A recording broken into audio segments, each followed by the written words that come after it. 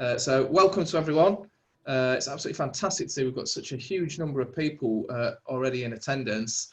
So my name is Paul Richmond. I'm the Vice President of the Society for Research Software Engineering. If you don't know about the Society, then where have you been?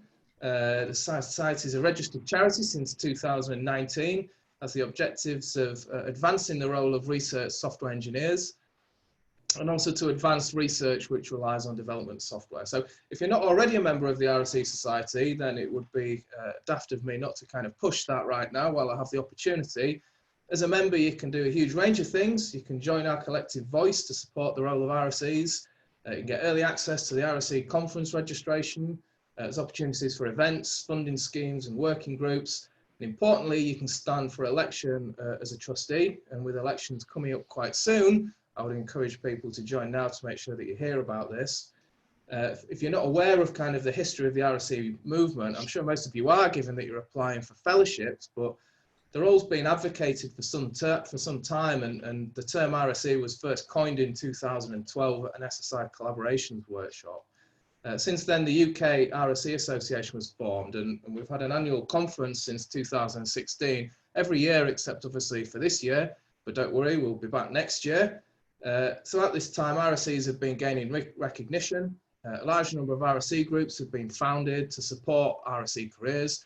And importantly, our members have been advocating for the importance of the RSE Fellowship scheme, which has really been absolutely transformational with respect to RSE recognition and leadership nationally. I'm extremely excited to see that the new scheme's been launched. Someone who's benefited from this scheme in the past, it is truly excellent. And I look forward to welcoming a new cohort of fellows into the RSE community. So the event that we have today, first of all, I'm going to hand over soon to Sarah King from UKRI, who's going to give a brief overview of the scheme, followed by a very quick lightning round from existing RSE fellows, no more than 2 minutes each, just to highlight what has been the kind of the transformative aspect of their fellowship. And that's really the key part of a fellowship, is this idea of leadership and how it's going to transform what you do. Followed by questions from the community. So if you haven't already, if you please follow the link to the Slido, you should see that in the background of the Zoom meeting. All of the questions will come from Slido. So it's kind of driven by voting. So if there's a question that you particularly want to see, you can vote that question up. I doubt that we'll have time for all the questions. Last time I looked, there were about 60 plus. So please do vote to prioritise questions. And what we're going to do is I will read the questions out and I'll hand over to various fellows and members of the panel who will then be able to answer those. For those people on the panel, I've mentioned a moment ago, if you follow the administrator link, you should be able to go into the moderation view and add your name to the particular questions that you would like to be kind of passed over to you, if you like. So without further ado, I'm going to hand over to Sarah King. Sarah, thank you very much for joining us today, and I'll hand over to you now. Okay, thanks very much, Paul. Yeah, my name's Sarah King. I'm a portfolio manager within the Epsrc research infrastructure theme based in Swindon. Paul and Chris have asked me to give a brief introductory talk to the call. I will be the portfolio manager running the call. This is, as Paul has said, this is the third time that we've run the RSE Fellowships. We ran a call in 2015 and in 2017. There are currently 10 RSE Fellows out there, and it's a 5-year award. The first round of the fellowships are coming to an end later this year. Well, they'll start coming to an end at, from the end of 2020. This call is slightly different to the previous calls in that the previous calls were only funded by Epsrc. This call, STFC have joined the call and are offering funding for, we've said, 1 fellowship within the STFC remit. They've put 0.6 million into it. Again, that will depend on how much is requested by the applicants. Within the Epsrc remit, we're looking to fund between 4 and 8 fellowships, and there is a budget for that for 4.5 million. The call format, there is going to be 3 stages: an outline, a full proposal, and an interview stage. All of those stages will be reviewed by expert panels. The output from the outline stage will be a rank ordered list, which will, the highest ranked proposals will be invited to submit a full proposal. The full proposal stage is by invitation only, and the rank ordered list produced by the expert prioritization panel will give us a list of those applicants that we wish to invite for interview. And the final stage will be an interview panel.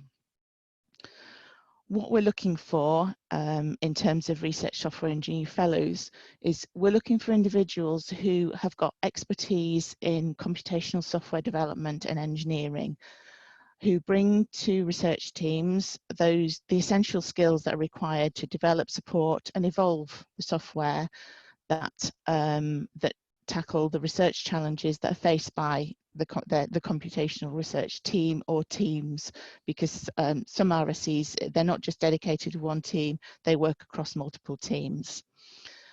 And we recognise, and we are trying to push this recognition very strongly, is that these individuals are critical members of research teams. They're not support staff, they are critical members of research teams, and they bring with them a unique skill set.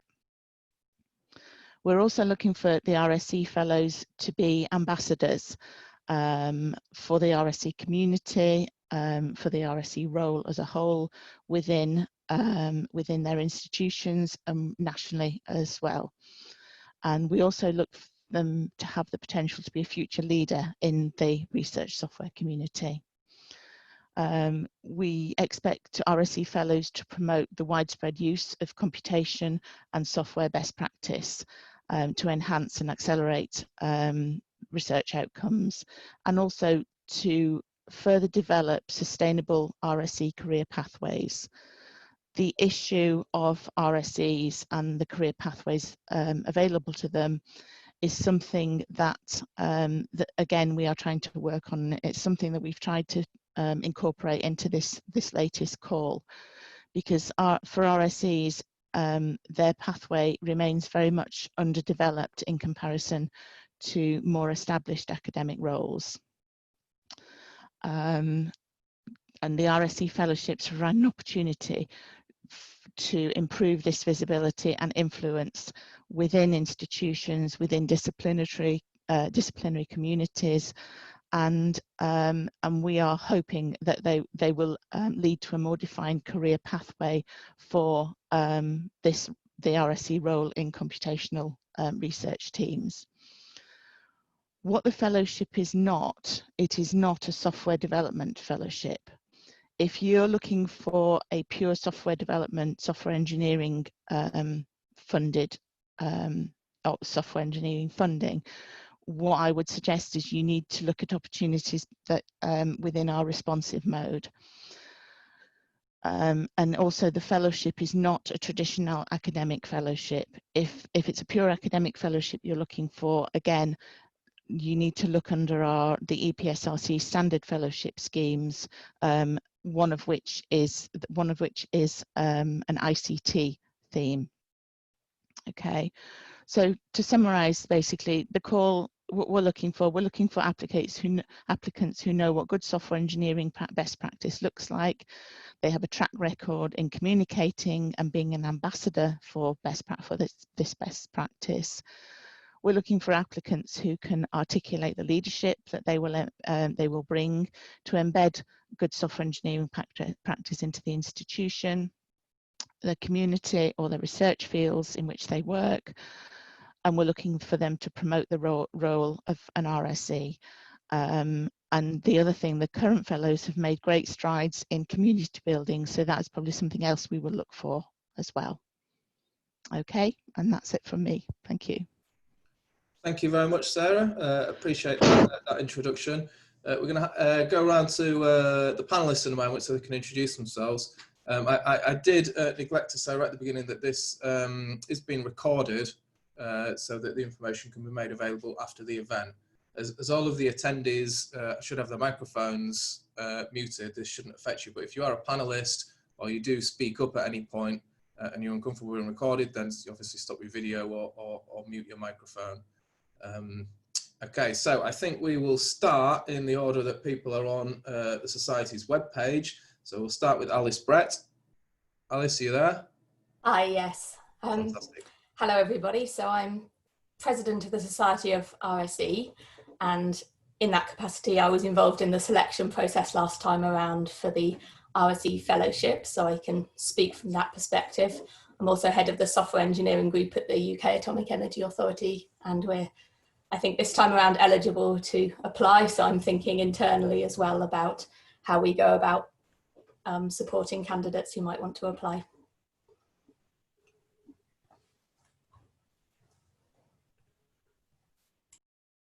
Okay, so Christopher Woods.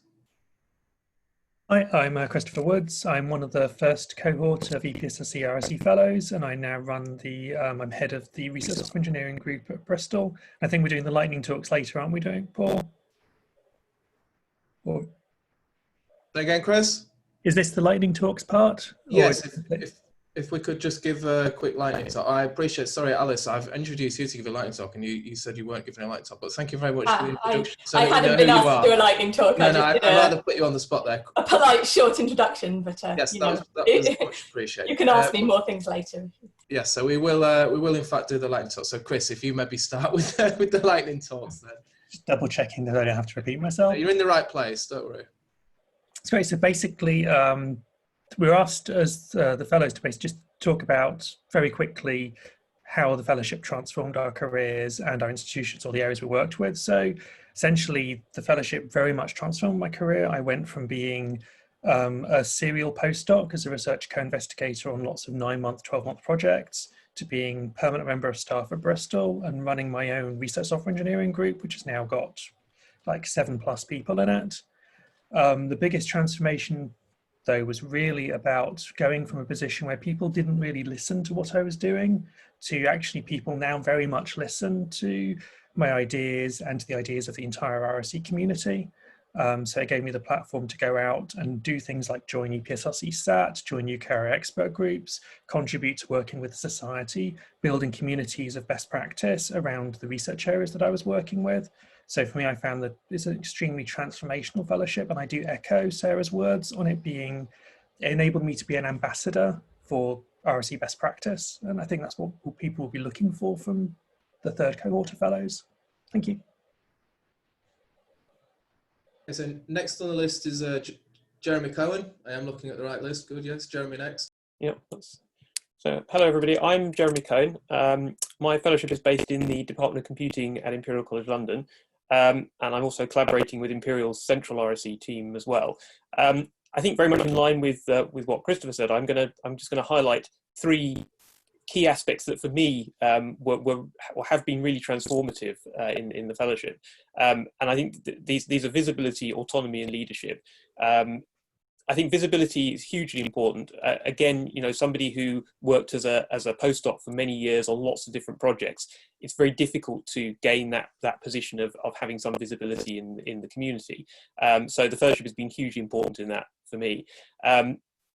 The autonomy aspect, again, is also, I think, something that comes from, you know, if you're working on lots of projects, it's very, very difficult to find the time to start to build your own profile and to start to really have the space to work on things that, you know, you think are very important to your work and to the community's work and so on. So I think the fellowship is very important in that. And stemming from that, I suppose, is then leadership kind of comes out of those 2 things. Once you've got the visibility and you can build that visibility in the community and you've got some autonomy, you really can start to build a role as a leader within the community. So I think the fellowship scheme is incredibly important in providing those opportunities. And obviously I'm very grateful to Epsrc for having the chance to do that, and it's been really great. And I should say I'm part of the second cohort of fellows, so I'm just a couple of years into my fellowship and there's still a long way to go, but it's certainly already clear that it's been a very, very important aspect in my career. So. Thank you, Jeremy. Over to you, Oliver. So hello, my name's Oliver Henrich. I can only add a few things to what Christopher and Jeremy said, and I will keep this short so that we've got more time for questions. I'm based at the University of Strathclyde, Department of Physics, but I started it in Edinburgh, University of Edinburgh at EPCC, my fellowship, and then transferred it over to Glasgow. So regarding the transformative aspects, I would say I had a reasonable track record academically. So I'm doing a lot of research as well, but probably not enough to secure a regular fellowship, because it's very competitive. So in this regard, the fellowship has really been transformative, because all of a sudden people added value to my work, whereas before they probably didn't. And it also improved my employability, as I can say, outside of my original host organization. But in a certain way as well, for my research, it was really like a lifeline, because I could continue with certain research projects, which would have been difficult otherwise. That's all for the moment.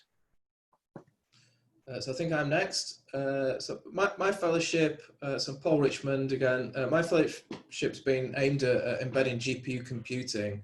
And there's no doubt that there's been a huge role of kind of software development in my fellowship, but the other aspects have probably been more transformative, and that being around building a community. So initially, I had a remit to embed GPU-focused RSEs on projects, and that's expanded actually much more broadly to RSE generalists.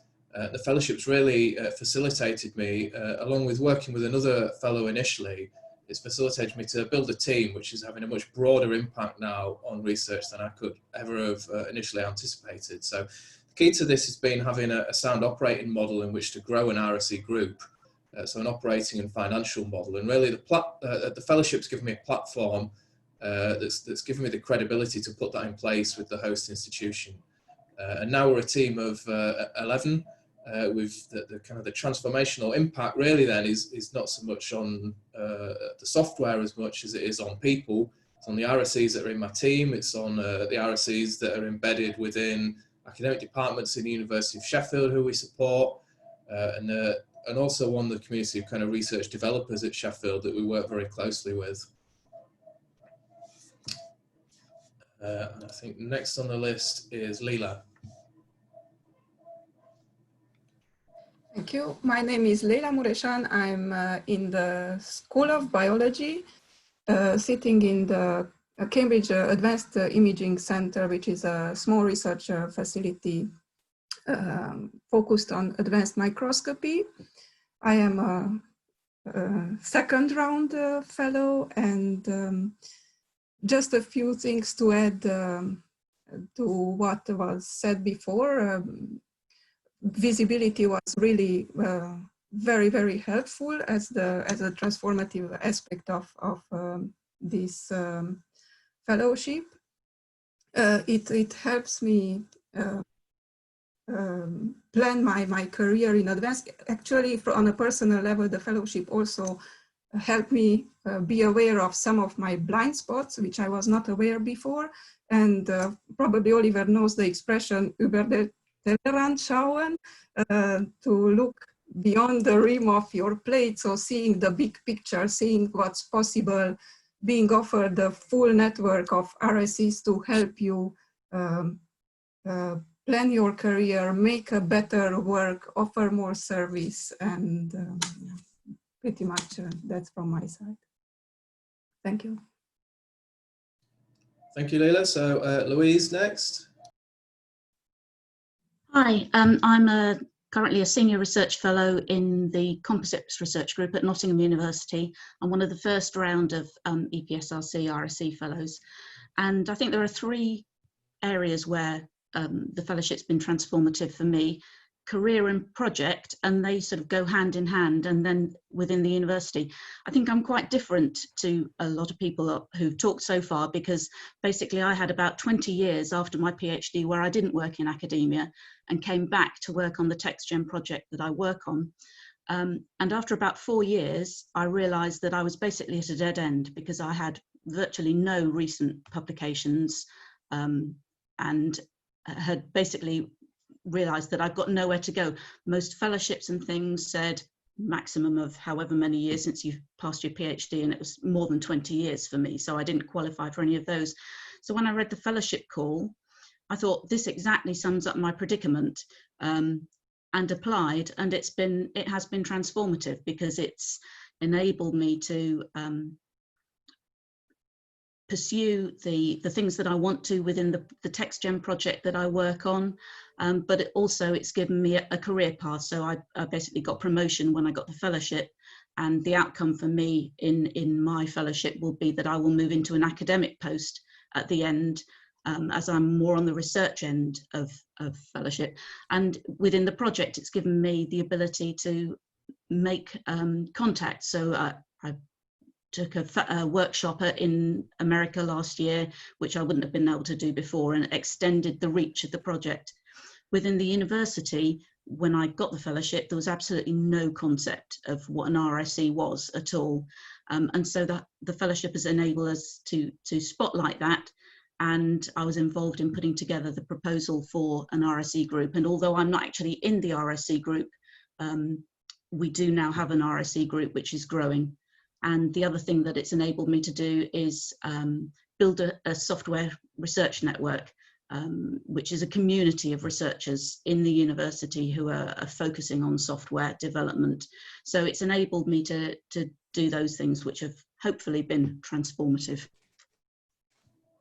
Thank you very much, Louise. So next is Jo.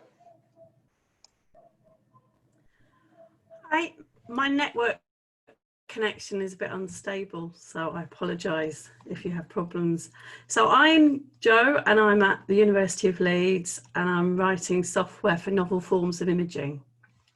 And I've prepared 3 bullet points for both sides, so how it's transformed me, and how it's transformed the world, which is quite a big thing to say, really, isn't it? But all of these are things that I wouldn't have been able to do at all without a fellowship. So I have over 20 years of experience as an RSE, and often my voice wasn't listened to because there was no promotional path. So it's given me a bigger voice, both within the institution and outside. It's given me opportunities to go outside the institution as well. It's given me funding and time to visit other RSEs and other institutions. And I have study trips to Diamond Light Source and the Ski Institute in Utah as well. So I can transfer knowledge and pick up knowledge and do all sorts of things like that, which is just impossible before. And in terms of professional development, I am a team, hurrah! I manage a RSE, and I recruited and manage them. So that's all stuff that I would never have been given in my previous workplace. And I'm actually a principal supervisor of a PhD student. So all those 20 years of knowledge are being passed on to other people, which is something that just wouldn't have happened. So how I've transformed the world, which bit of tongue in cheek there maybe. So I work with experimentalists. So I'm letting people who are very reliant on software and data understand more about good software and what it can do. And I do inventories of their software sometimes to work out where their problems are, which isn't in the core part of the fellowship, but I do that anyway. So I'm developing software in areas where there isn't software previously. So that means that people can do things that they just were not able to do. And one of the exciting things that's recently done is it's allowed people to, well, the scientists I'm working with who study crystallization, to understand crystallization better. And one of the analyses we've done has shown some anomalies that they weren't expecting to see, which I find really exciting because it's new areas of science, so it's lovely. And my final one, how I've contributed to the RSE community. So there's a society of RSEs, I'm a trustee, hurrah, everybody should join, it's very, very cheap, good value for money, and get involved with the activities they do, which is the annual conference. I'm also on the Epsrc's infrastructure SAT, which is great, we can contribute more knowledge and give feedback there, which is marvellous. They're a great organisation, Epsrc. And I can attend conferences and contribute in ways. So I was in the diversity committee for the supercomputing conferences, which I wouldn't have been able to do otherwise. And you can just become a reviewer, do all sorts of things in that area. It's very important that we improve the understanding and knowledge of the RSEs. And that's me done.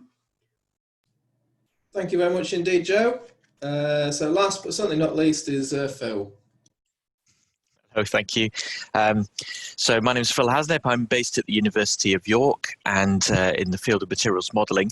In terms of transformation, I was a bit like Chris. I was on a serial postdoc thing every 3 to 5 years. I guess I was moved on to another fellowship. And I had a lot of ideas of where I felt the software should go. And I watched all these software for the future calls come and go with me not eligible to be an investigator on them. So the fellowship has done a number of things. One, of course, is it's 5 years, which was, I think, longer than any of the postdoc contracts I had, certainly very, very secure. It enabled me to get from York a PhD student to seed a team. I've now got a team of 6 other people. It enabled me to put together an international partnership with many high-performance computing facilities who use my software or related software already, but they were keen to improve its sustainability and to work with me, so that was good. And probably wouldn't have happened at all without the fellowship. They wouldn't have known who I was. And I've also since been involved in some of the UK policy and direction with regard to high-performance computing. So I was involved in the Archer 2 team and more recently in the Excalibur project. Within York, we'd already been working to raise RSE awareness. York is quite good for that. We already had 3 grades of RSE. Don't think anybody was actually on any of those grades, but we created them. But since then, I've been on several interview panels. We've been hiring RSEs embedded in many of the research teams. So we've hired an RSE in my department. We've hired one in one of the research groups, not mine. I've been on the panel for both of those, and someone in the electron microscopy, again, not my particular field. So it's slowly working out through the research community in physics and in chemistry and in electronic engineering. And we hope to conquer the rest of the faculty and then the university in the near future. Fantastic. So that's all of the lightning talks. Alice, thank you very much for also introducing yourself. We've got a couple more members on the panel, which I'll just ask if you could just introduce yourself, say who you are and where you're from. So we have, let me see, Chris Richardson. Oh, hi. Yeah, so I am an RSE fellow from the first cohort, and I'm based in an academic institute in the University of Cambridge. So it's quite an interesting institute. We have people from lots of different departments, from maths, sciences, engineering, chemistry, chemical engineering. And so that, I mean, that's really nice in a way to like see lots of, a broad range of science. And I suppose my fellowship has been transformative for me, because before I started on the fellowship, I was basically doing a lot of IT support as well as doing a bit of programming here and there. And obviously that can be quite restrictive about what you can do. So now I've spent quite a lot of my time working on development of the open source software project, which is, I work with other members in the university, but also internationally. And that's allowed me to also, we've joined an international organization for software sustainability called NumFocus, which has been a very interesting thing to do as part of my fellowship. Also, I've done quite a bit of community building in the university. I've been sort of building up a local seminar series, annual meeting, a network connecting other departmental RSEs. And also, we do have a central RSE team in the computing service. So we're trying to make links there and get everybody together. My fellowship will be ending next year, but I have actually secured a change in my post description. I will still be an RSE afterwards, and I guess I'm just sort of looking for future funding and future projects. So that's I guess that's me. Thank you very much, Chris. So that's everyone off the panel. I hope I've not missed anyone. We're going to move on to the next stage of this event then, and I'm going to attempt to share my screen, and we shall hopefully see a list of questions. Okay, fantastic. Just going to refresh that. So, please do continue to vote for your questions, moving up to the top so we can prioritise these then. So the first question that we've got come in is, what kind of track record are you looking for people applying, and do different institutions affect our applications? So, Louise, you've got some thoughts on that. Yeah, I mean, the reason I put my name down against this one is just, I may only give a partial answer, but I think don't assume what kind of track record is being looked for, because I am very atypical. As I said in my introduction, I had 20 years away from academia, working as a software engineer, but this fellowship is perfect because it enables somebody who's like that, who's got that industrial experience, to be able to apply and not to be discriminated against, if you like, because you've not got a standard academic career. The thing about the institutions affecting your applications, I think also my perspective on this might be slightly different. My institution did affect my application because basically they had no idea what I was applying for. So I was steered very much in a traditional project-based application. So I think one thing to watch out for is if you are coming from an institution that doesn't really know much about the fellowships, to get advice from people who do, because they will be able to help you make your application appropriate.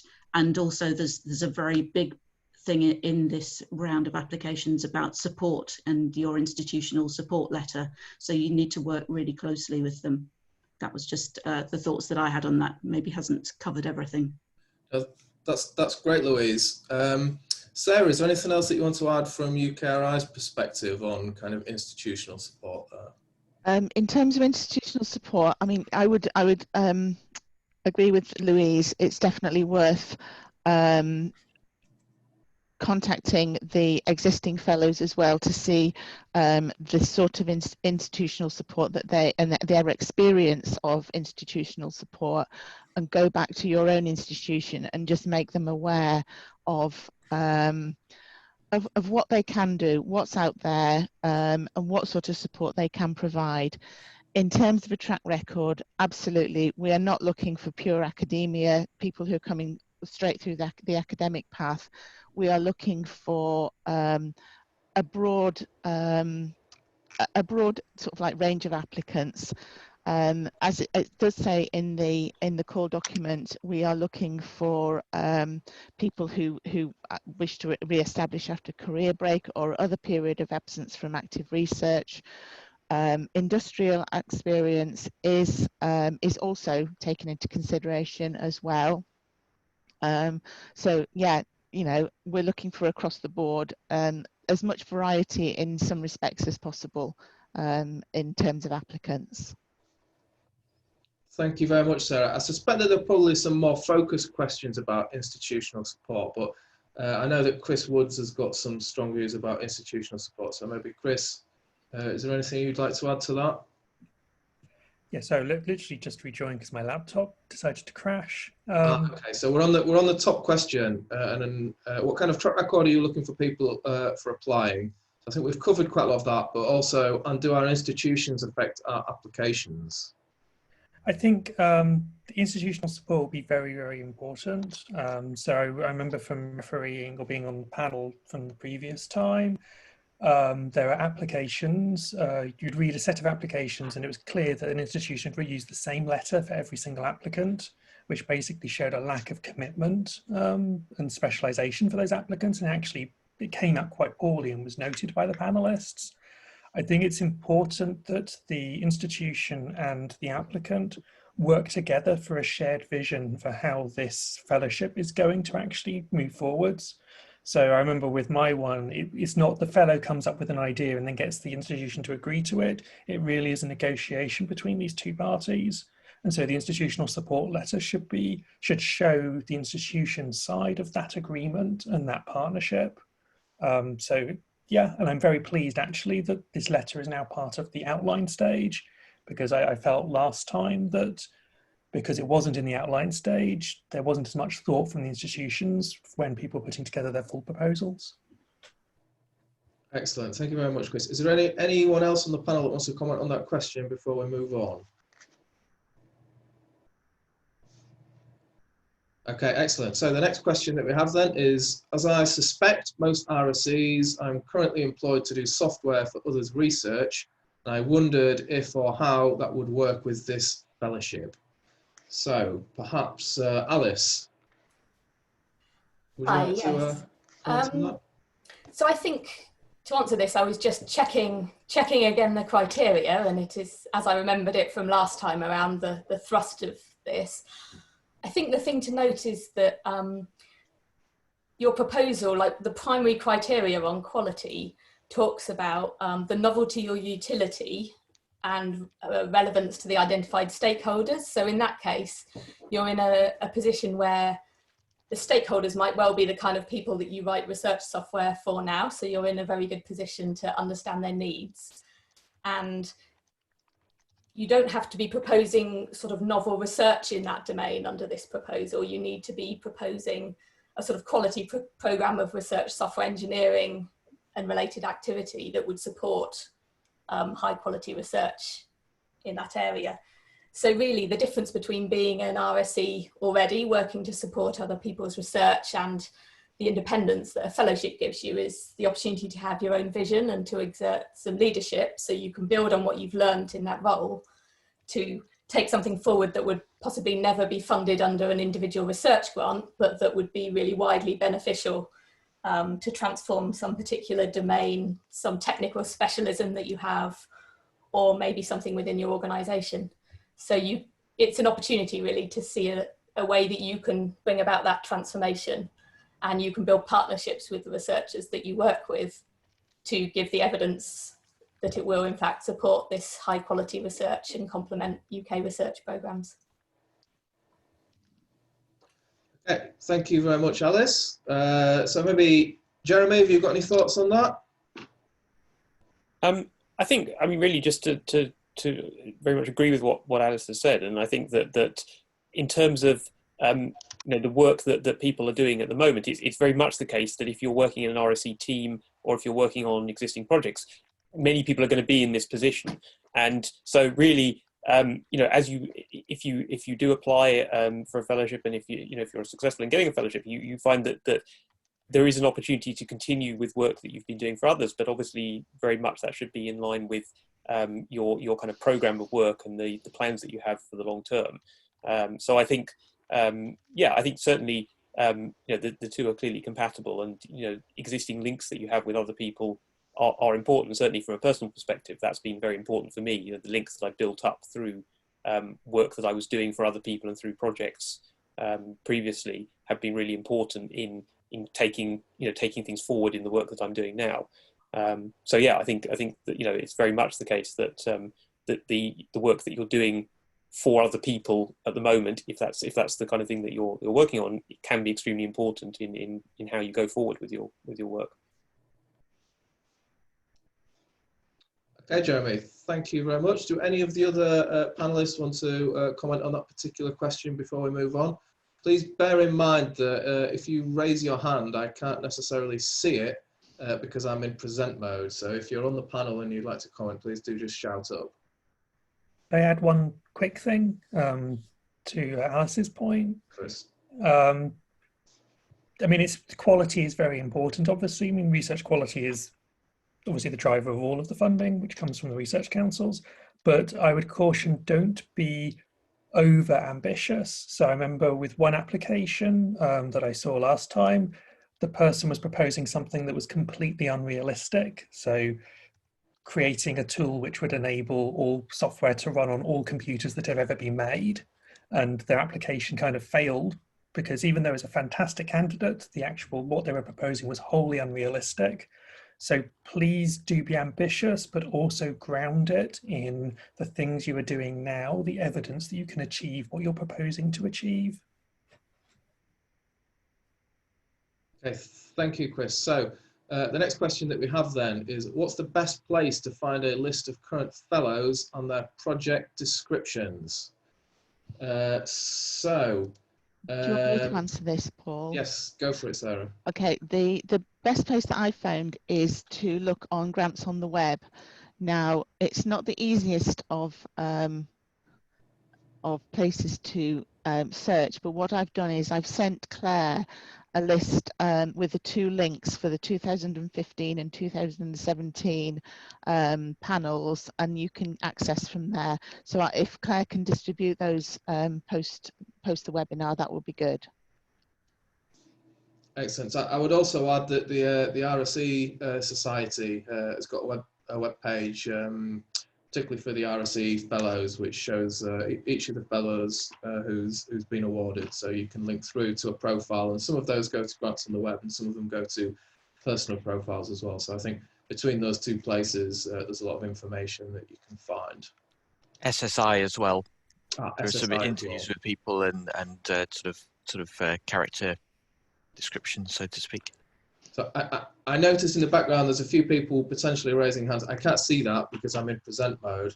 Also, everyone as a participant, your microphone is muted. So if you do have follow-up questions, I suggest that you just ask another question on Slido, and we'll kind of propagate that up to the end. If you have a question beyond that, perhaps if you leave your hand raised, and if there are enough hands raised at the end, then we will enable microphones and allow a small number of questions to be asked verbally rather than via Slido. Okay, so the next question that we have though is, what is the success rate? So I guess that is one that really only Sarah King can answer. Right. Okay. I've got the figures for the 2000s for the last call. We received 68 outline proposals, of which 34 were invited to submit a full proposal. Out of that, there were 9 interviews, and there were 4 fellowships awarded at the end of it. So it is quite a low success rate, but it is a 5-year sort of like fellowship. How does that compare, Sarah, with a traditional fellowship? Is that similar kind of numbers? I have to be honest, I don't know. I've never been involved with the standard fellowships, but I can certainly find out if you want me to. Well, I was just asking out of interest, really. Yeah. But I suppose it's not particularly relevant to this game, but it's I suppose it's quite interesting to see how the 2 compare. Right. Okay. Yeah, I can do that. The next question then we have is, what about RSEs from a biomedical, biological / life sciences? Is there scope for them to apply to this call? So, Leela. So I am such a person, I think, and I think biomedical sciences these days is very multidisciplinary. Nevertheless, in my case, I opted to be funded 80% of my time from the Epsrc Fellowship, just to have the flexibility to be able to work under other remits as well. So BBSRC, for instance. So I think, yes, there is scope because I'm collaborating with mathematicians, computer scientists, and physicists, but I also kept a slice of my time for, let's say, pure biological applications.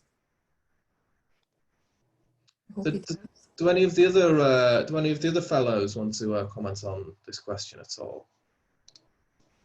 Can I make just a quick comment? Oh, sorry, after Chris. Yes, no, Phil okay. Please. Just to say that as far as I can see, there used to be a 10% allowance to work on non-EPSRC things in the previous calls, and I think that's been removed. Is that correct, Sarah? Yeah, that has been removed, but I mean, it doesn't.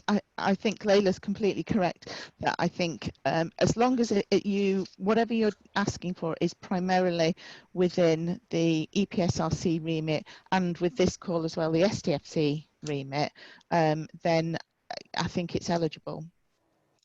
I think if people have specific cases that they'd like to question, I think they are able to contact you, aren't they, Sarah, just to check that they're. Yeah, I have got quite a few remit questions already. Yes.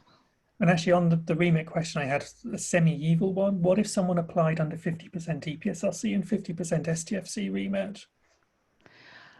That I think is under discussion.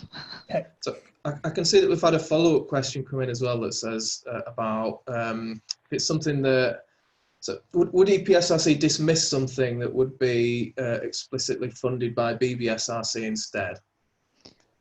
Yes. Yes. Because there, I mean, there is no funding from provision from BBSRC, so it does need to be primarily within EPSRC's remit or STFC's remit. One piece of advice I do have, which I think applies to all grant proposals. So whenever I apply, when I apply for my fellowship or applied for any grant, I normally put together a one-page summary that summarizes what I was proposing to do.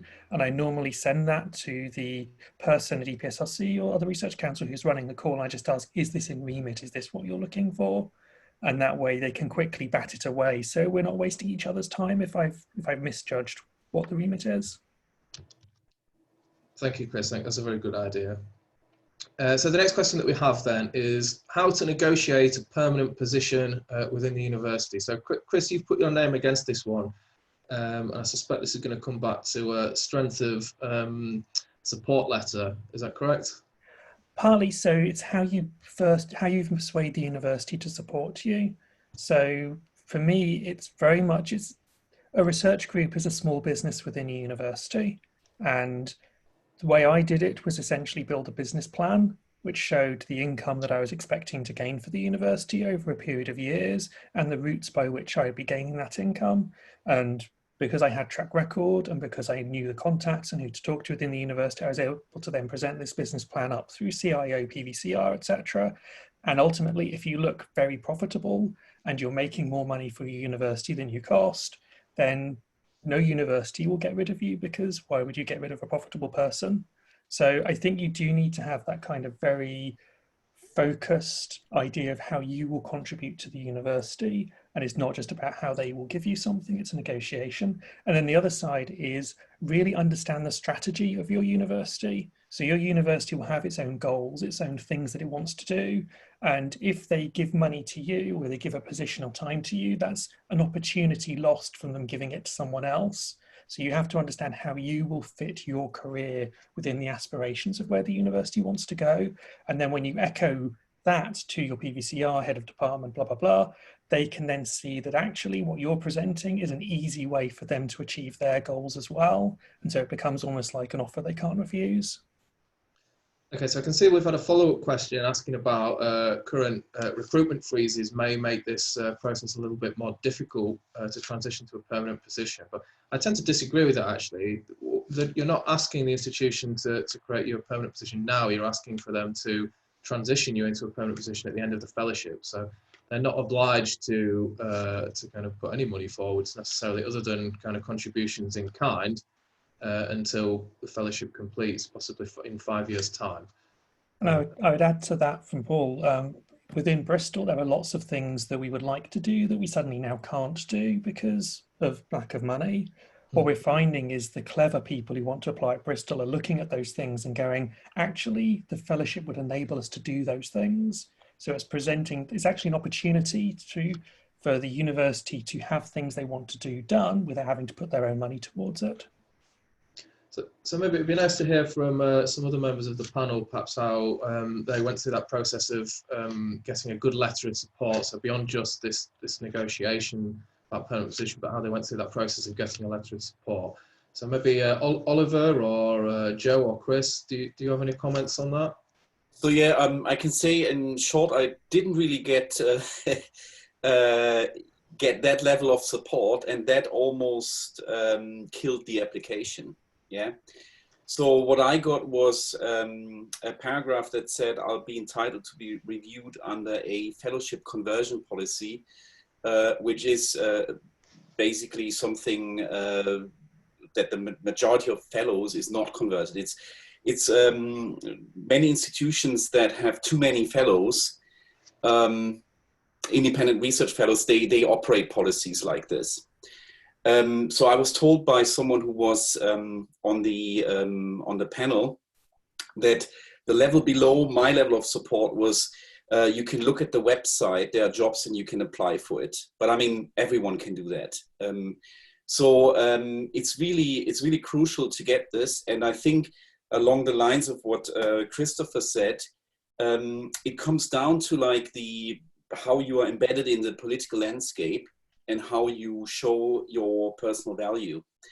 And yeah, it's a tricky one, and it's sometimes quite difficult to get this, I say, commitment from your host institution or host organization. In the end, my experience is I got something slightly stronger over the application process, but in the end, I think that also didn't really quite work. So I think there's absolutely no legal requirement that they have to follow this up, what they promised there. I think it's a really important point, and if you don't get this a strong statement of support from your host department, that will be immediately flagged up because EPSRC doesn't want to give money out for fellows, and then the universities just take it to pay for whatever and say it's nice to have, and then nothing comes out of that. EPSRC really sees this as the way into a leadership position, yeah, and to grow the next generation of leaders. So I think this is really vital. But host statement of support, obviously very important. Yes, of course, Joe, yeah. Hi, it's Joe here. Can I just add, for me, we had a computational dean of the Faculty of Physical Sciences and Engineering, and I worked with him to find people to work with, and he was very strongly committed to this project, so that I got that support from the start because they helped design the project so that it fitted with the university's remit as well as EPSRC. So I got a lot of help and support. I also got a lot of help and support from our RIS, who help us write our funding applications, and Sarah Harris. So I was in a centralised position on HPC support. So I got to know a lot of people across campus. So this knowledge of local people, and particularly high up people who have a particular interest in the area, if you can develop a relationship there, I think it'll help you shape your funding application as well as help them understand, and you understand where you could fit in permanently at the end of the fellowship. That's really good to hear, Joe. It's I think I would echo what you said as well, Joe, actually, in that finding someone who will help champion what this fellowship actually is very beneficial to getting a very strong host letter of support, and also to negotiating where you would fit towards the end of your fellowship. I think we could probably all comment on this. I wonder, Chris, how did you find that process of negotiating with the university? Me or the other yes. Chris? Oh, sorry, Chris Richardson. Oh, right. Yeah, it's kind of, so it was interesting for me because we do have, I'm as I mentioned, an academic department or institution, and we also do have a central team with the university supported quite strongly, but I wasn't part of that team. So basically all my support needed to come from my institution, from my, my local professor, basically, who has been very supportive and has enabled me to, get a change in my job role going forward. But now I do feel, that he's been very supportive of me, and I'm not really giving him a lot in return, because a lot of my outputs don't actually directly affect my institute. They're going out in the world, they're going out to other departments, but not actually benefiting him, or a very small group basically, and he's been very supportive of me. So I do feel now the sort of obligation to go out and look for funding and make sure that I can cover that commitment he's made to me, basically. So I think everybody's got their own personal situations and where they fit, as was described before, in the political landscape. So it's about finding the right solution for you, I guess. Thank you very much, Chris. So we'll move on to the next question. So this is directed towards EPSRC, but I know that Alice is keen to comment on this as well. So is this fellowship open to academic staff, i.e. lecturers, readers, professors, or is it restricted to those whose job title or role falls within RSE? So Alice, do you want to start first, actually? Okay, I'll say my understanding, and if Sarah wants to sort of correct or add to it with any specific things, give her the opportunity. So I think the answer is yes, that it certainly isn't restricted to any particular job title or previous path, but it is, what you have to be able to show is that you sort of combine the different qualities in a person that the fellowship is looking for. So if you've come and you're quite advanced in an academic career, I think the onus would be more on you to show that you have an RSE type approach to the software engineering that you do, so that you're using all the software good practices, you're maybe engaged with the RSE community. That would be the kind of thing the panel would be looking for evidence of. And certainly that you have a vision for this fellowship that is not something you could already do in your current permanent job, or that you should be doing under a sort of more normal research grant. I'd say the approach the panel took last time, there were people at various different career stages, and one of the criteria was about the transformative potential of the fellowship, both on the vision for sort of the thing you're trying to achieve through the fellowship, but also for yourself and your own career. And there, if you already have a sort of permanent senior academic position, that's a high bar. You know, you've got to show what will be the transformative aspect here that you would use this fellowship to do that you couldn't do in your current position. Thank you, Alice. Sarah, do you have anything to add to that? No, I think Alice has pretty much covered everything. I mean, in terms of sort of like the personal development, somebody who is quite senior would also need to outline how the fellowship would help them to achieve their career aspirations, and you know, what is the fellowship an appropriate route for, is an RSE fellowship the appropriate route for them to achieve their aspirational goals? Thank you, Sarah. So I think I'd just like to add about this idea of job title, whether or not you have to be job titled as an RSE. One of the great things of the fellowship has been, certainly early on, that very few people were actually employed as RSEs, and the fellowship enabled that kind of job title to be applied to them when you know, as and when people have applied, they've applied that title to themselves and then help others to then apply it. So it's great that this fellowship can attract people from all kinds of areas within academia, as long as the thing that they're doing falls within the remit of a research software engineer. It's great to see certain people who perhaps have always been on an academic career path, but at heart have always been research software engineers, come to the realization through things like the scheme that in fact, you know, this is a role which does apply to them, and there is an entire community that exists that they perhaps didn't know about before. Okay, so we shall move on to the next question though. So that is, the call specifies a PhD or equivalent experience. Do any of the current RSE Fellows not hold a PhD? And if so, what constitutes their equivalent experience? And that's not a question I know the answer to. So does anyone on the panel not hold a PhD? I think all of them do have them, don't they? I think all of them do. I think yeah, so what would constitute equivalent experience? I think, Louise, having been away from university for quite some time before you came back to the fellowship, is there anything that you'd like to kind of add in terms of the experience and kind of track record that you have before you came into came back into academia and back into the fellowship, perhaps? I think for me, when I had applied for the job that I was on, they were looking for a software engineer with a composite materials background, which are fairly few and far between. So I think if you can combine that software engineering experience with the application, then you're on a good path. I mean, they had advertised 3 times. It was the 3rd time they'd advertised for the role that I was in, because simply the combination didn't exist. So if you can find your niche, then that's a good thing. But the fellowship did provide the route forward for somebody like me who had that experience but didn't have the academic track record. Does that answer the question?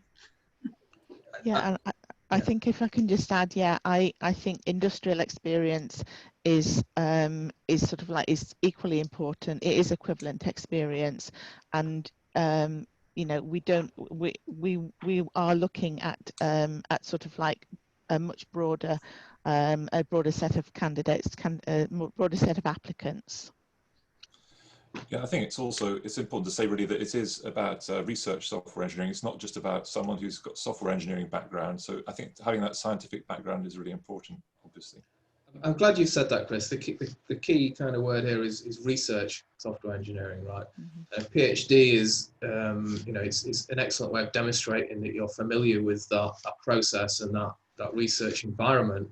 Of course, it's not the only way. There are people who work within universities that don't necessarily have PhDs, but have a vast experience of the research process.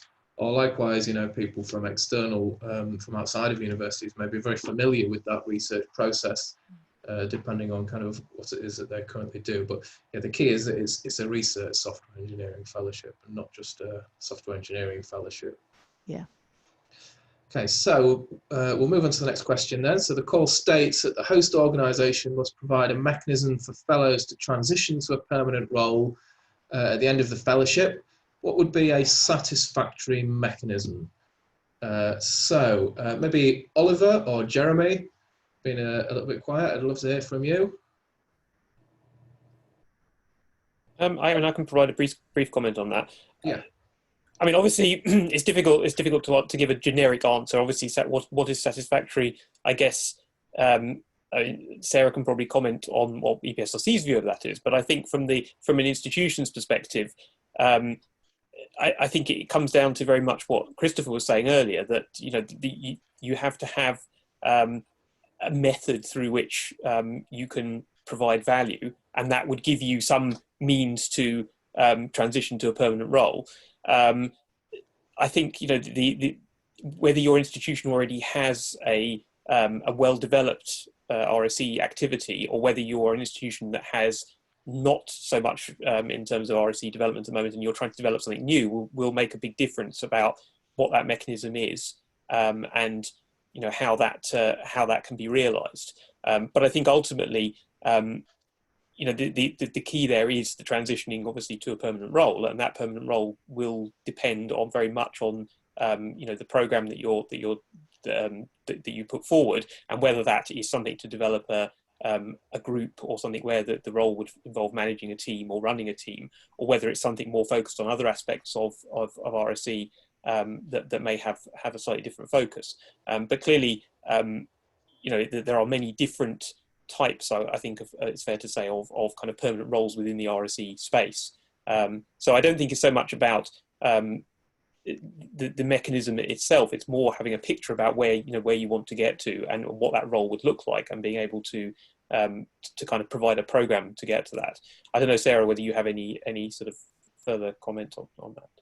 Yeah, I mean, I think the problem for us is that it's very difficult for us to dictate to the institutions what a transitionary mechanism is going to be, and what I think we're looking for here is for the institutions to demonstrate what they're prepared to offer, or what they've got in their sort of like armory in terms of opportunities for the RSE Fellows when they're coming towards the end of their fellowship. So what we're trying to avoid is that at the end of the fellowship, the fellow just drops off a cliff and there isn't anything, and the institution just like almost effectively washes their hands of them.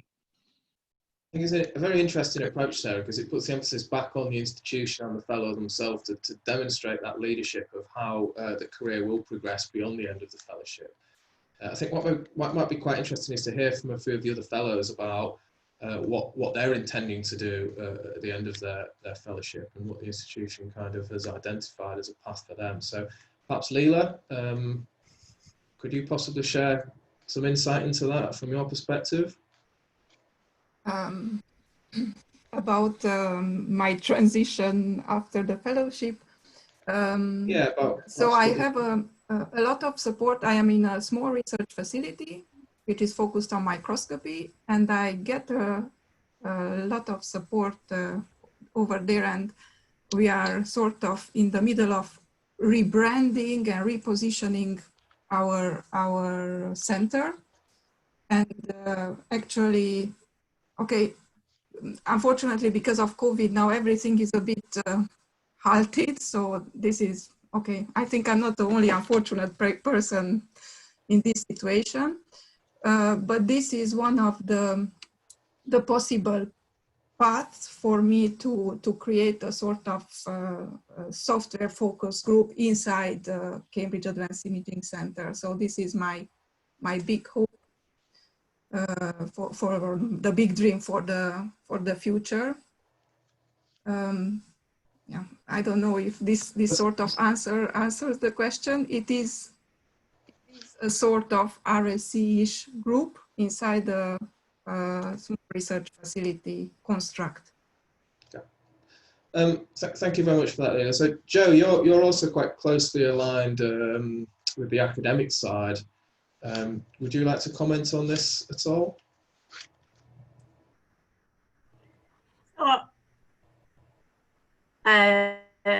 I was a permanent member of staff already when I applied, because I'd been working in IT services for a length of time in HPC support, and the head of HPC support was of the feeling that once you'd worked there 4 years, you should be on a permanent contract. So I was already on a permanent contract.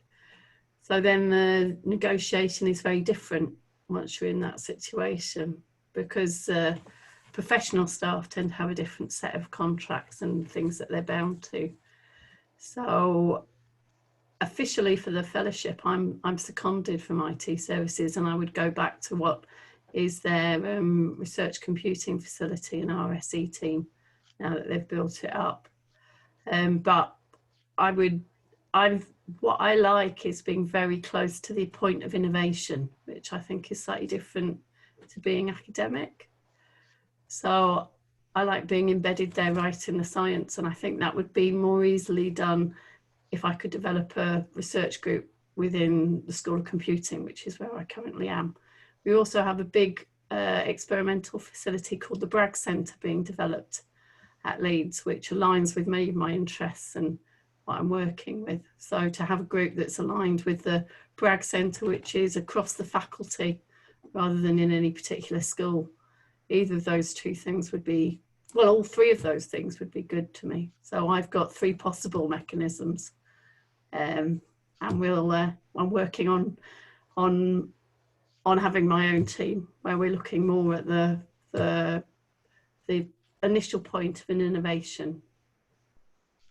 That's really interesting to hear, Joe. So I guess the key here really is that there should be some commitment from the host institution to transition into a permanent role, and hopefully there is some ability to have a vision as to where that fits. But I have to admit, even for myself, coming towards the very end of a fellowship, that although I'm kind of guaranteed a permanent position, exactly where it sits and exactly what it looks like, it's an ongoing process. The RSE roles, certainly at senior levels, are quite new, and it's going to be down to fellows to kind of lead and demonstrate exactly where they should fit, and kind of fight for where that position should be. Ultimately, you know, where they want to be is hopefully where it will end up being. Yeah, Could I add one thing?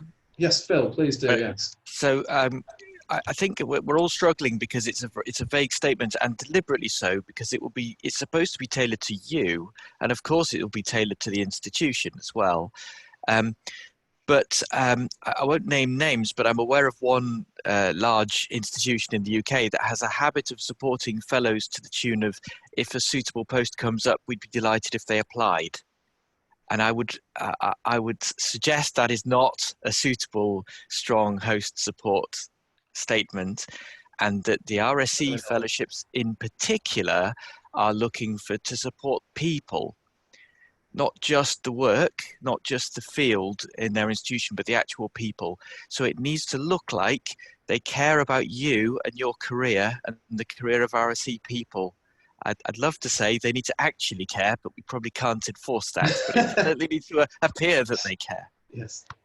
If I can add something to that. Chris, yes. Final comment on this question then.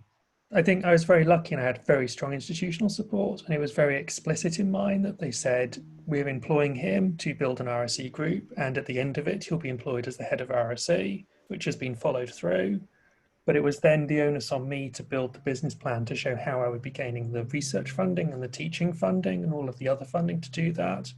And the mechanisms that have been agreed now for next year in July, when I move across to the permanent, to that position, are very much then based on the research funds that have already been gained for next year, plus the teaching things that have already been gained. And a lot of my sort of 4th, 5th year of the fellowship has actually been developing those pathways. So I'd say when you're building your work plans for your 5 years, don't treat years 4 and 5 as being completely unplanned or completely no strategy. Do include time in years 4 and 5 for how you will transition into your permanent position and do the negotiation or do the outreach that's necessary to do that. And also remember that the fellowship is awarded to you personally. You can move institution during the fellowship, as Oliver did, if your university reneges on their promises, and EPSRC will support you with that. Thank you very much, Chris. If I can just add one thing, you have to do this in a timely manner. I mean, I transferred within 11 months when this became all clear to me that they're not going to offer anything substantial at the moment. So if you wait for too long, then the value of your fellowship is pretty small and you're less attractive to another institution. I mean, it's pretty obvious. Yeah, so at the beginning of your fellowship, you have probably the most negotiating power to get what you want, whether that be building a group or whether that be establishing a career path. People listen when there's a large budget attached to you. I think most of the fellows would agree that's something they've experienced. So next question, EPSRC staff, what about projects in the NERC remit? So I'm anticipating an answer to this, but Sarah, I'll let you say it.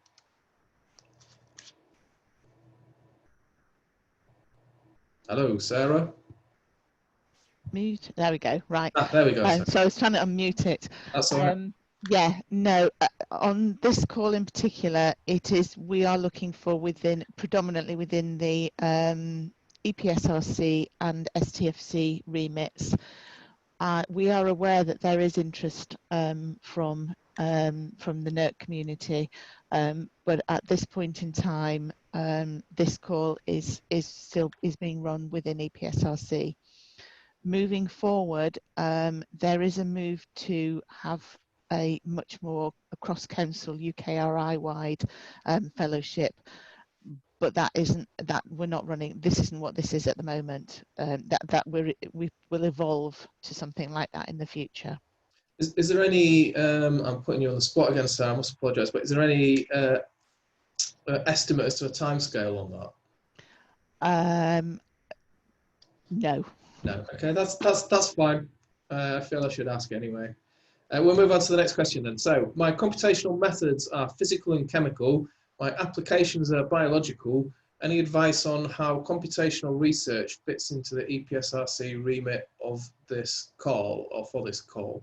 So Oliver, you're a physicist, but you have kind of applications of your software in biochemics. Yeah, it pretty much ticks this box. I mean, this is what's called quantitative biology, and so you're using physical methods. I mean, the underlying mechanisms are physical to tackle biological problems. But I think this is fully within EPSRC's remit.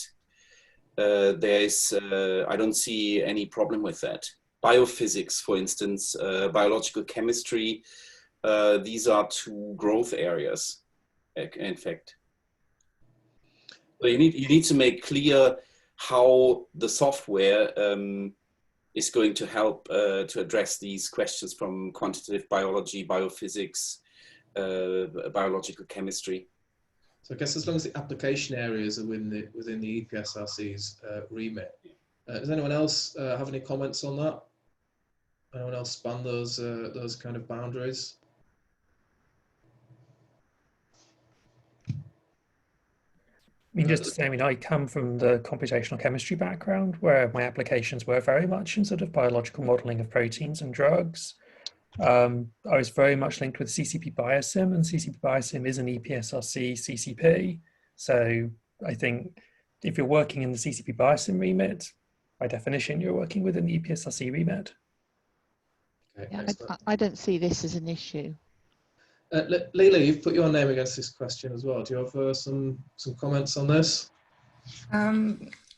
Yes, basically, I just can repeat what I said, that it's so multidisciplinary. What I did, I was discussing with each project partner, how do they see, but maybe Christopher idea of just write to EPSRC and have it confirmed that it's inside the remit is the best idea so far. I did it basically with all my project partners. What do they think? And this is how we came up that, okay, it makes sense to apply with my application as I did. So I think, and yes, my background is computer science, but I work in the School of Biology, and actually this is a big plus in multidisciplinary projects to be able to talk to all people involved. So actually it's a very beneficial to be in as an RSE. Thank you, Leila. So the next question that we have then is, how is leadership and ambassador defined from the EPSRC viewpoint? So although this is addressed to EPSRC, I'm going to refer this to members of the panel as well, which obviously have had to demonstrate leadership and being an ambassador as part of their successful applications. So Jeremy, you've indicated that you'd like to kind of comment on this. Yeah, so I mean, obviously I can talk to this from the RSE perspective, and I think leadership very much is bringing together a kind of a group or a team, and that may be at a local RSE team level, or it may be at a community level, to kind of drive forward a strategy and to try and grow an RSE kind of model or picture that you have in mind that you'd like to take forward. And I think we've seen a huge amount of growth, obviously, over the last particularly the last 2 or 3 years, partly through the fellows, the current fellows, and more generally in the RSE community, in examples of how leadership has been really, really important in growing the activities the RSE community is doing and taking the kind of the RSE model to different places. On the ambassador side, I think that it's obviously, this is, I think, very much the idea of kind of spreading the importance of the value of RSE, kind of, going out there and showing why RSE is important, showing how good quality software development, use of best practices, and developing communities of software engineers and people in the community who are interested in research software is really, really important in gaining a lot of growth in quality of research outputs and growth in quality of software outputs from institutions. So the two are clearly, very much compatible in that sense. But I think, there are these. Oh, have we lost Jeremy there? Oh, perhaps we've lost me. In itself is important. Jeremy, are you still there? Yeah, sorry. One of us got lost there. It was either me or you. Right. Yes, it seemed to just freeze for a second.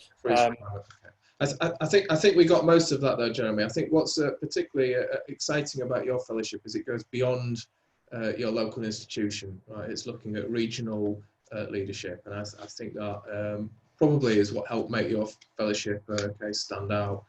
Amongst the other things, it's certainly something that's stuck in my mind as something that's going beyond just your local institution. Alice, as leader of the RSE Society, how could I not come to you for a yeah, I think what we tried, you have to be completely flexible as the person on the other side, you've got to be completely open to some definition of leadership and ambassadorship that you hadn't already imagined, almost by definition. But the kinds of ways that could be shown, it needs to extend what already exists. So, you need to show how it adds something to the provision that already exists. And it could be within an institution, it could be, excuse me, extending the RSE provision that already exists or bringing it to an institution where it doesn't exist. excuse me again. Or it could be within your domain, or it could be within a region. So you just need to pick some dimension of your experience where you feel it's not already well served, and then it's about you and your plan and selling that to people really, both the need for it. So you need the partnerships to show that other people have bought into this vision, and then you need to sort of personally be able to convince others of it, I would say, and then you're demonstrating it right there in your application and in the interview. So Phil, your fellowship's perhaps more focused in a particular area, isn't it? Maybe you could comment on how you kind of emphasise you demonstrate leadership. Yes, I mean, I think part of your track record should include some evidence. It needs to look believable. So you need to think about how have you already shaped your area. Of course, the scope, for example, like I was a postdoc, the scope is quite small. So you're talking more about your immediate collaborators and team. Within my domain's quantum mechanics and materials modeling. So one of the things that I've done is when I put the fellowship proposal together, I contacted other leading groups within the UK, the HECs, oh, my phone's going, sorry, CCPs and HECs, who are the sort of leadership collaborative groups in the UK. And I got letters of support from some of them.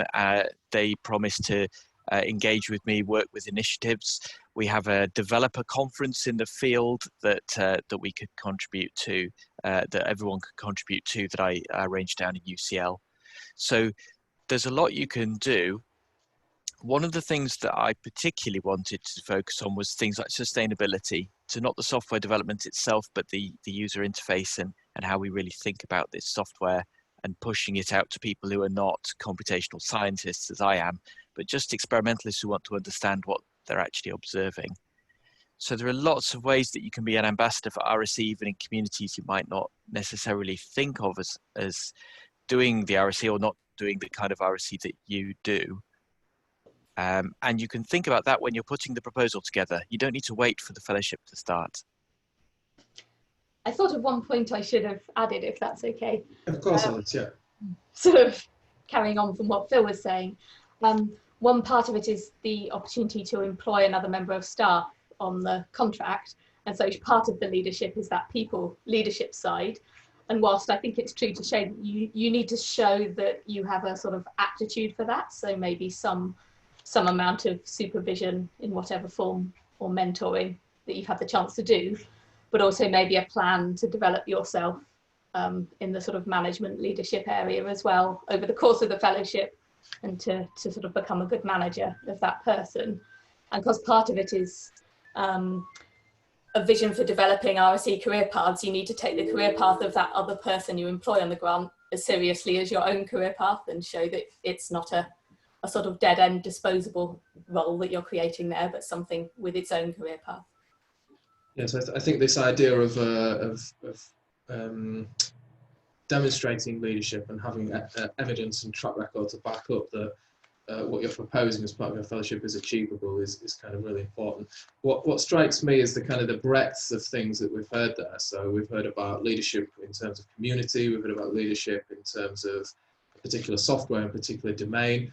Joe, I was going to hand over to you as well, because I know that you're kind of from even a slightly different angle around particular techniques and leadership around kind of software techniques as well. So is there anything that you'd like to add?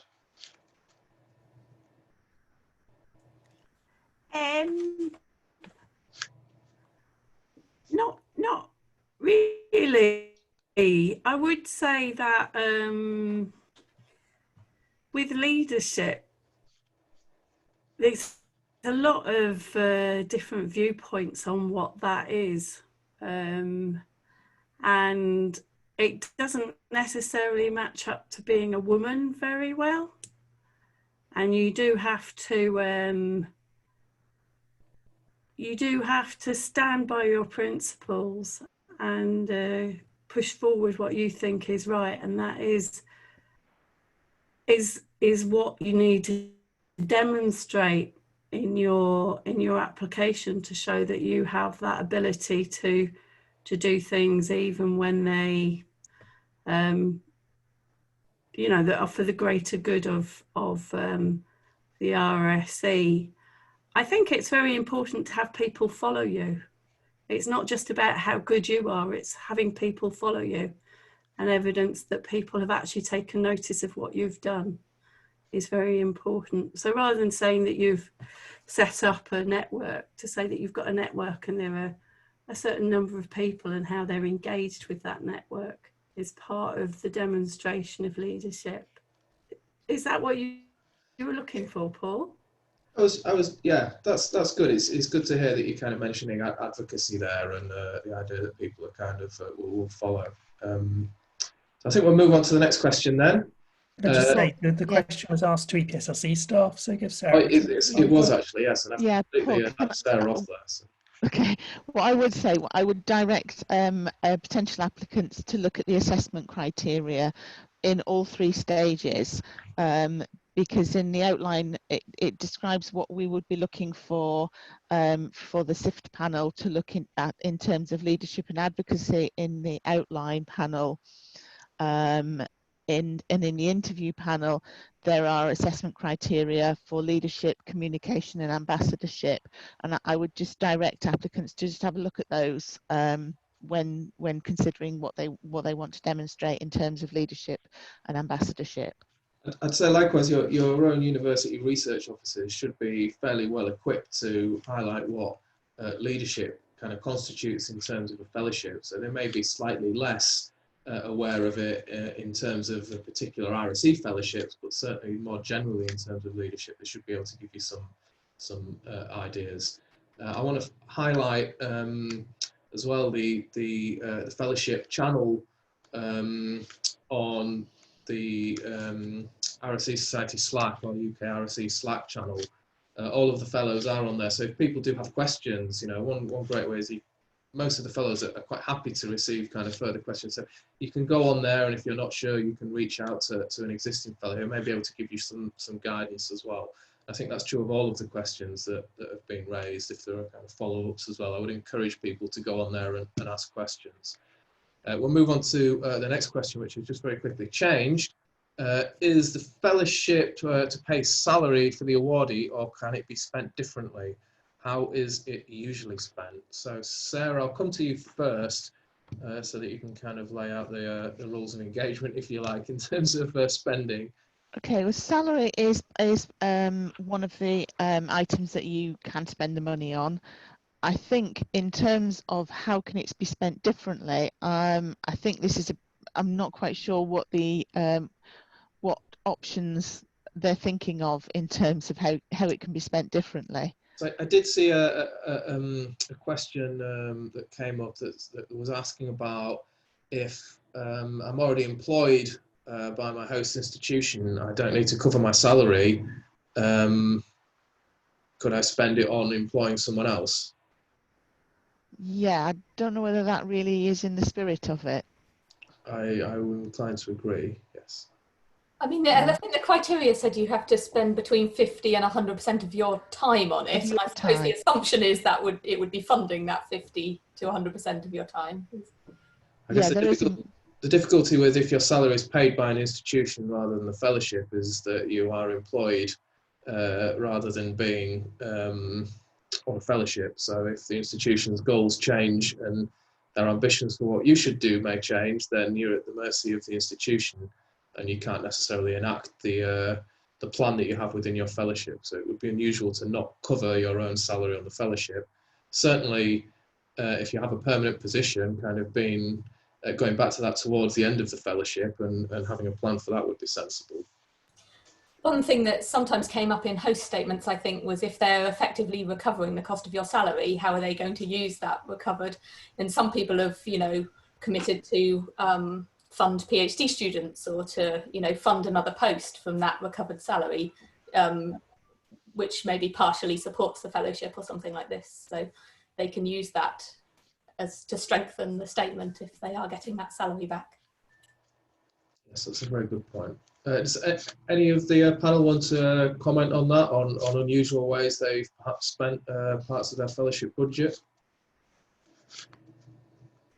I could add one thing. I had a small amount of RSE internships, which have proved very good for engagement and involving other people.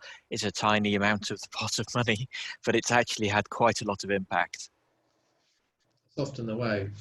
Any of the other fellows, I don't know what to comment, perhaps someone who's employed another RSE as part of their fellowship. You know, need to say that pretty much as Alice said, so I was employed at Bristol on it wasn't an RSE post. One of the things the university did is it said, well, actually, if you get your fellowship, we will give you the post that you vacated, and you can then manage that post if you want to. And that was how I got the first member of my group, was effectively that movement. So it is a kind of a valid-ish way to go forwards. Yeah, I'd say similarly, I employed another RSE on my fellowship. I think that was for possibly 2 or 2.5 years. I negotiated with my institution that if I was going to fund this role, that they should top that up to 5 years, so it would extend for the full duration of the fellowship. So it's part of a very strong host statement of support that some of the fellowship money was spent to employ another RSE, but there was a clear plan as to how that would be sustained and turned into a longer, more permanent position. And I think ultimately it always comes down to your justification for resources. So whatever you ask to spend, you've got to justify in the JFR, and the referees will look at that and they have to answer specifically on their referee form, is everything justifiable? And I would say if you're not asking for your salary, but you're planning to spend 100% of your time, but the host institution letter hasn't given you 5 years of your time to be free, then the referees may question that. Thank you, Chris. So the next question we have then is to past or current fellows. Has the overall shape of the fellowship matched what you expected?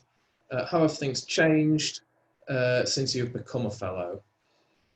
So I guess there's 2 parts to that. So one is, how has the fellowship kind of developed and changed from what you initially submit? And then how have things for you kind of personally changed since you've become a fellow? So Louise, would you like to kind of comment on that? I think for me, it's maybe it isn't exactly what I expected, but in part because I didn't fully understand what I was applying for. Because I was very new to the whole RSE community, I did have in my application quite a bit of community building type things, but I think maybe the balance shifted. So I chaired the RSE conference, which wasn't in the plan, but clearly that was all part of building up the RSE community. So I think possibly, I had a review of my fellowship objectives the other day with 6 months to go. And I think I have done everything I've said I was going to do. There's one area that's maybe slightly less, which I need to focus on in the next 6 months. But basically, maybe the balance has changed a bit from what I originally said I would do, but the overall shape of the thing has stayed the same. But I think there maybe has been more involvement with the RSE community than I'd envisaged, simply because I didn't know about that when I applied. And let's not remember, Louise, you were one of the first kind of cohorts of fellows as well, right? So this was, so I'm not surprised that is the case. Chris, do you have any, or Chris Richardson, do you have any comments on this?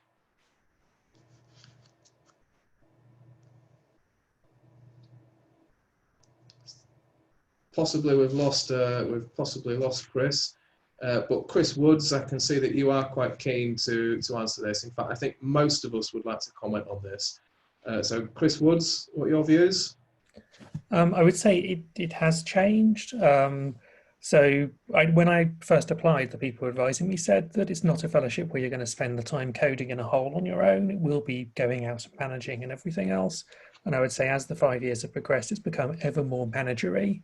And definitely now I spend more time managing and mentoring and working with the community than I spend programming. And that's not what I envisaged when I first started this, but I found that I enjoy that a lot more than when I was a postdoc and I was just programming in a lab. That's a good insight, Chris. Jeremy?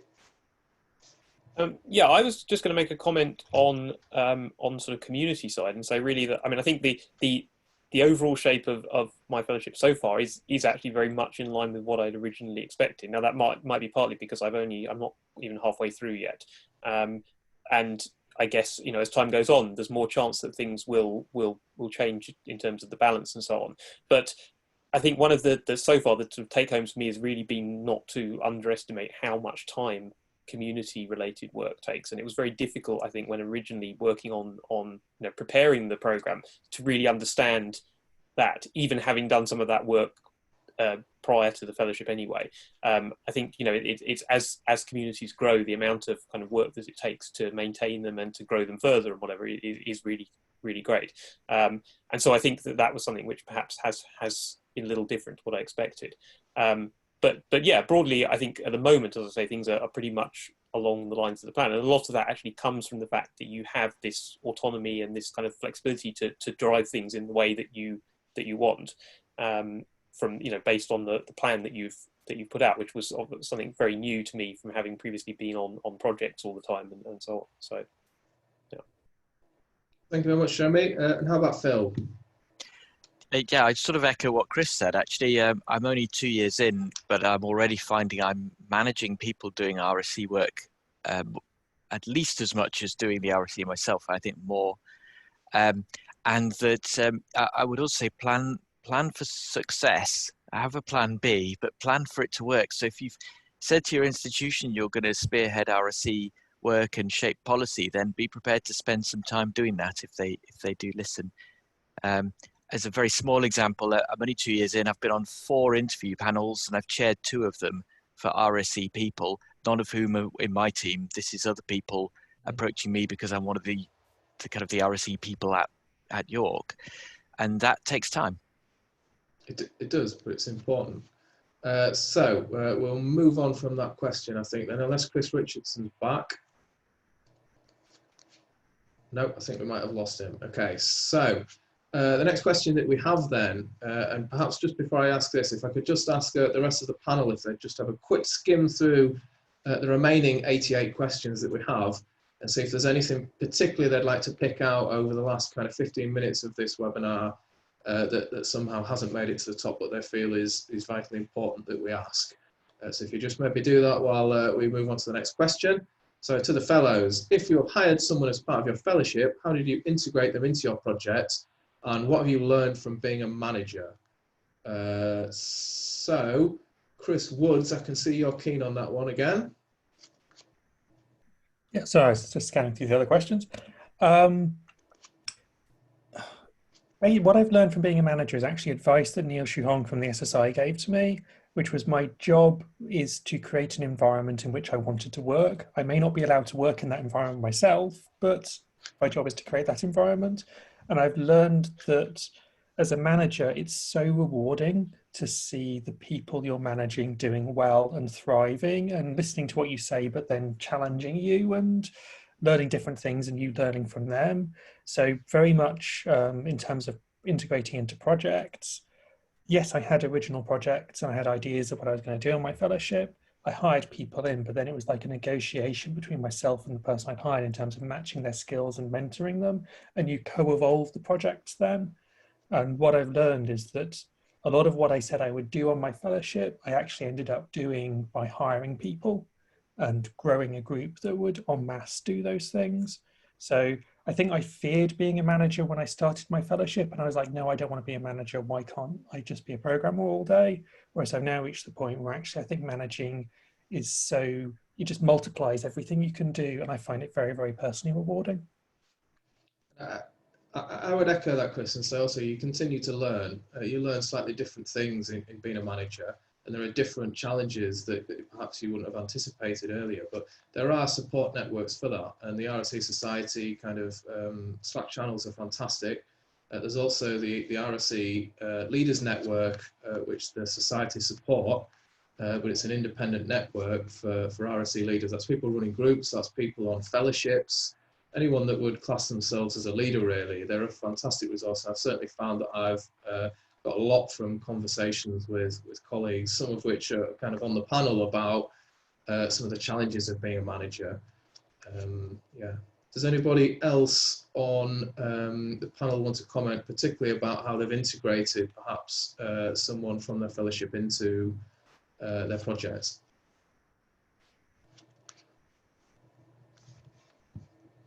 No, okay, that's fine. We'll move on to the next question.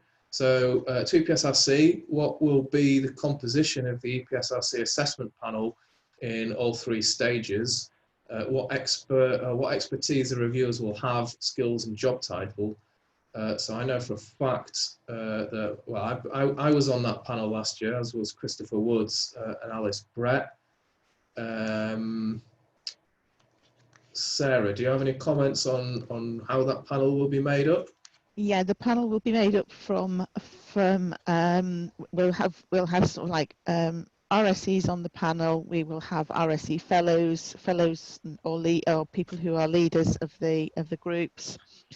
We have got people from the EPSRC strategic advisory team, the e-infrastructure strategic advisory team. We have got panel members from industry. I've got suggestions as well for panels from the Software Sustainability Institute, and as well as EPSRC, we will cover the STFC remit as well. So we are looking for panel members that across all levels of expertise, from RSEs up to sort of like senior researchers, but with predominantly computational research experience. Okay, fantastic. So the next question, will fellows need to be affiliated with an academic department, or will this allow for centrally located RSE fellows, e.g. in IT, research IT departments? Paul, could I add one quick comment on the previous one? Sorry, go on, Phil, yes. Just if you go to the panels on grants on the web, you can see what the makeup of the last 2 panels was it's published. So there's obviously no guarantee, but it follows very much the kind of pattern Sarah's outlining, and you can actually see what their affiliations were and who they were. It would certainly give an indication as to who's likely to be on the panel kind of this time, wouldn't it? Or the types of people, yeah. Yeah, and we are looking. One of the things that I am looking to do is have, for consistency between the panels, I'm looking for. I have already secured panel members who were on the previous panel as well to come on to the 2020 panel, and the members of the outline panel will move through to sit on the full proposal panel, and a subset will go through to sit on the interview panel to give that consistency throughout the whole process. Okay, so onto the question at hand then. Will fellows need to be affiliated with an academic department, or will this allow for centrally located RSE fellows? So Alice. I mean, I did put my name on that. It is directed to EPSRC, so I don't know if Sarah just wants to sort of give. Well, okay, we'll start with Sarah. I suspect there will be views from across the panel as to this. Yeah, I think. I think it doesn't matter whether you're affiliated with purely an academic department or whether you sit within an IT research group, because I think Jo, the example that she's given, she sat within an IT sort of like an IT sort of group rather than a sort of like a pure academic department. So I don't think there's no need for there's no preference for either. Great. So, I mean, I think that's good. Just to clarify, that is indeed the rule, because that was what I understood. And I would say that it can be great to be centrally located. Certainly some of the fellows have been, but if your plan is better served by being affiliated with the department, then go by what best serves your plan. But if you are, I'd say it goes both ways. If you're in either a central RSE group or a central IT department, maybe founding a group or something like that, then you would need sort of strong partnerships with academic departments in your own institution and others to show that you've got that kind of network and those partnerships and that route to supporting the quality research that's part of the criteria. And again, if you're based in an academic department and maybe there already exists a central RSE group, you would want to have some relationship negotiated with them, ideally, to show how you're going to extend the already existing provision. And you shouldn't in any way see that as a barrier where a central IT-based RSE group does exist, for instance. It's highly unlikely they're already covering all possible needs and, you know, ways of practicing research software engineering that serve all possible needs in all the domains in the institution. There should be many, many ways that you could extend what already exists, but it would be really good to show explicitly how that partnership would work. Could I answer this from the university perspective? Because I had to go through this battle actually internally with how I routed my funding, because I'm based in IT services, but it does depend on the university in terms of how their internal finances work. So many universities don't have any financial capability to actually hold research funding in IT services because they're very baroque in how they work. So when I applied with IT services, it was awarded to IT services, and then the finance department blew up when we were awarded it, and we had to do this big dance. I ended up being rerouted through chemistry, so I officially sit in chemistry despite being IT services. We've now fixed that for this coming round, but you must talk to your university early if you're in this position, because they might leave you off. This then also comes back to the fact that there is this 2 applicant institutional limit. If you're coming from IT services or a central group, you might find that you're politically outmaneuvered by heads of physics or heads of chemistry or heads of engineering who will already be lobbying for their internal applicant. And I would say that we need to make sure the universities are courageous in this round and do actually support the non-traditional applicants who are coming from not just a chemistry department or a physics department or whatever. So if you are going for an IT services position, please do fight and also get in touch with people like myself or others who are in the central RSE groups, and we'll give you strategies for how you can argue with your university that it's important. Thank you very much, Chris. And I think it's, so from my own perspective as well, so I was very focused on being embedded within an academic department, but when I was awarded my fellowship, I wasn't the only person at Sheffield who got one. And so Mike Croucher, who's now moved on into industry, was also awarded a fellowship, and he was the kind of the polar opposite, because he was his letter was to support him being a member of the central research IT department. So anything is possible, but it will be quite personal as to what it is that you would like to do with your fellowship, I guess.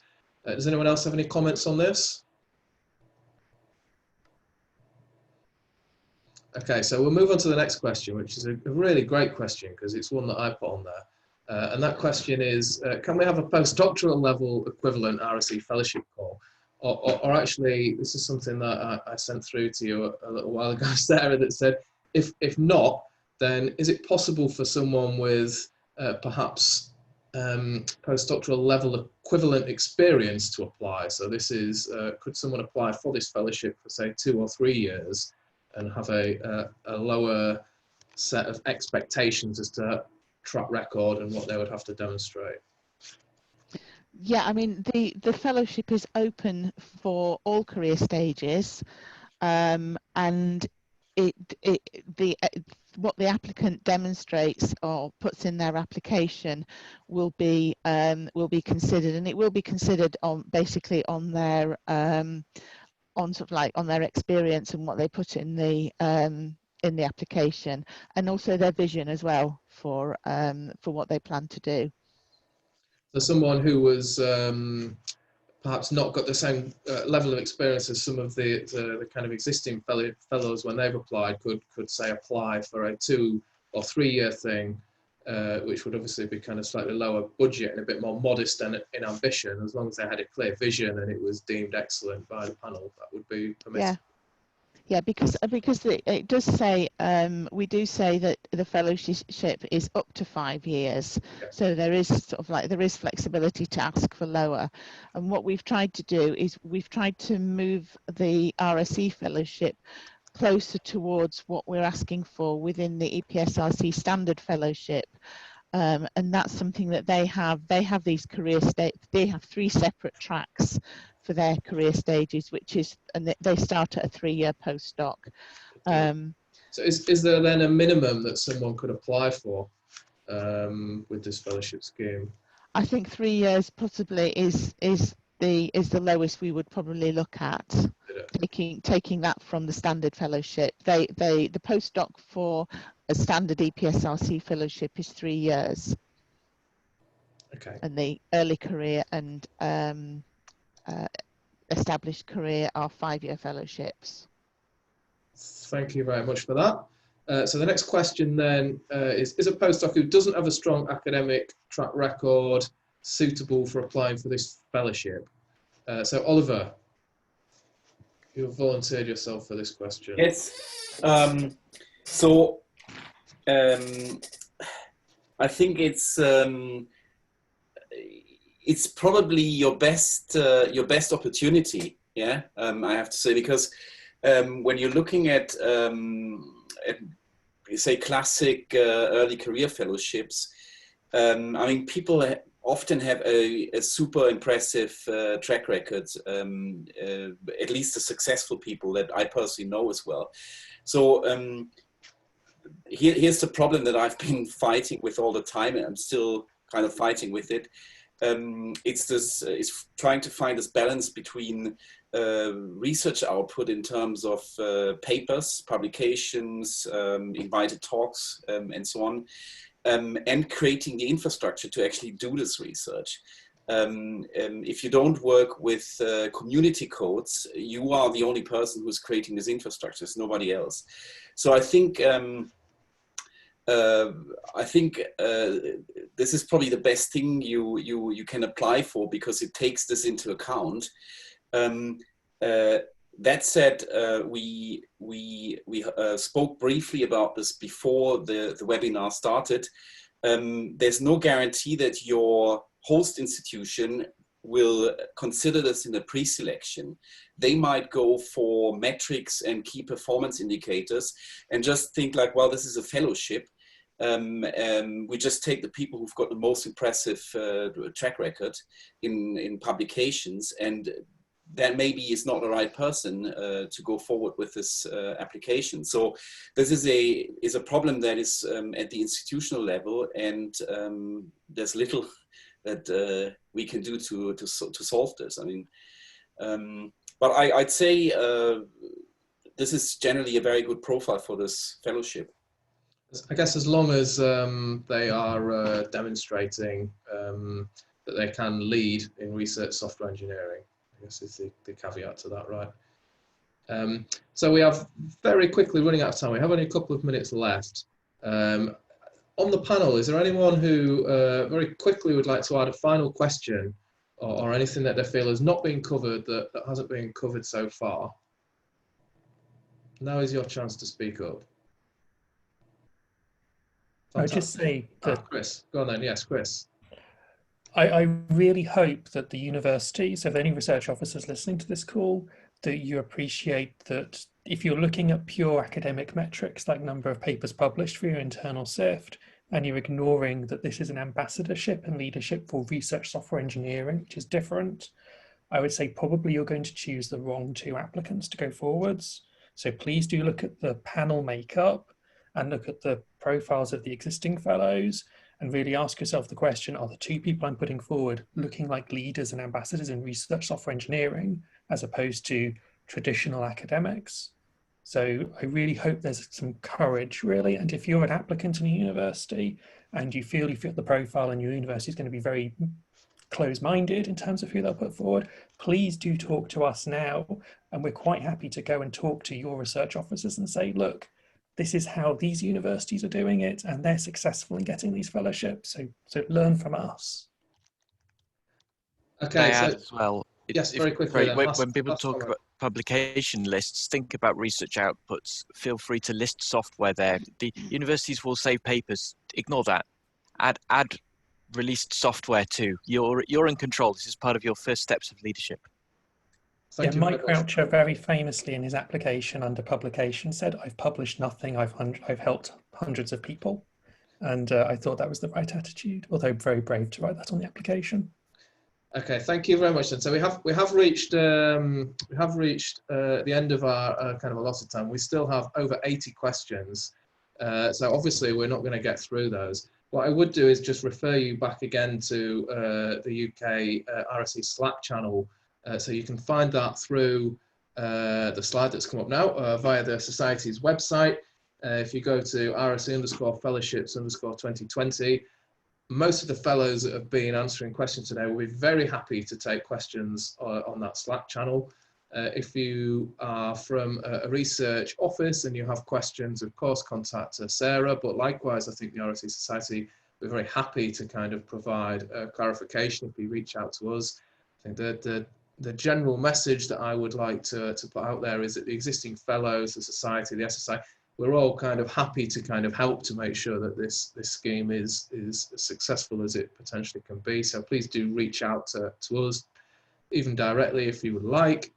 And finally, I'd just like to thank the panel for taking part. I'd like to thank all the participants for staying with us.